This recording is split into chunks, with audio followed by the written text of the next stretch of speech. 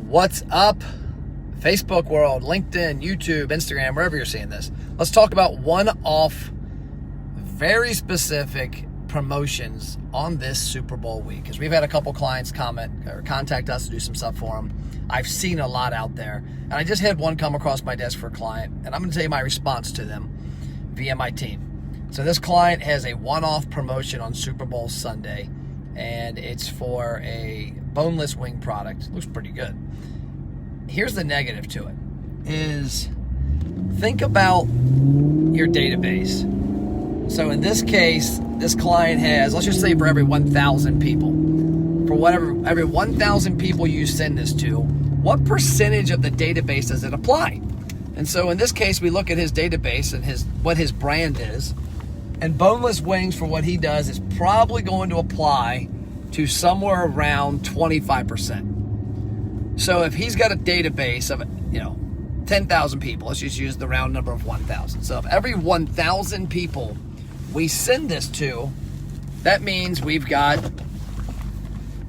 250 people that would apply. Now here's the next level.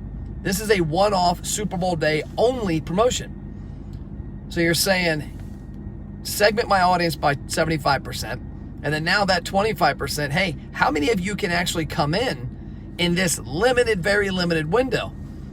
Industry standards and what we see on our end is about 10%. So now that 250 is down to 25. So for every 1,000 people you send an email, a text, a messenger campaign to, you only have a promotion that applies to 25. Do you want to burn the bandwidth of 975 people to gain 25 customers? I would think you wouldn't.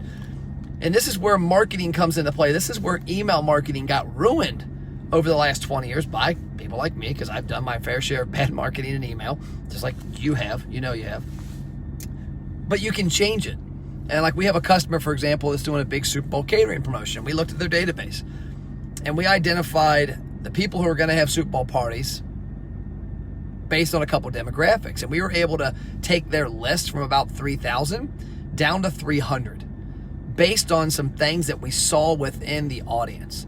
And so now we're sending to 300 with the goal of getting that 50 people to 100 people. And if 50 people do this deal for 50 to 100 bucks, it makes an impact.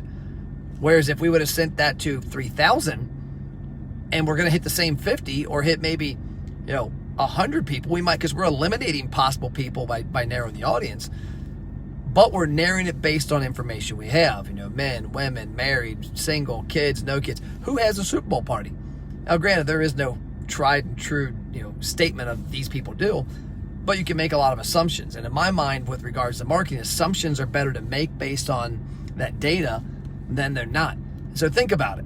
If you got a database of 1,000 people and you want to do a Super Bowl promotion for XYZ product, or you want to do a Valentine's Day promotion, or you want to do a Derby Day promotion, Cinco de Mayo, do you want to tell everybody? I actually got an email the other day from a business around me that's hiring for line cooks. I'm like, you just sent this to your entire database for line cooks? You just told the entire database is now becoming numb to your marketing. So when you're building your marketing messages, you need to try and be as specific to a specific audience. And what we told this client back, our response was, hey, we love the promotion. Let's do something else also. Let's add on top of there 3 opportunities to save and enjoy our brand in the next 30 days. Super Bowl Sunday, Valentine's, and something else. They might have a buffet. So you got Super Bowl Sunday, you got a buffet that's good all month, and you got Valentine's promo.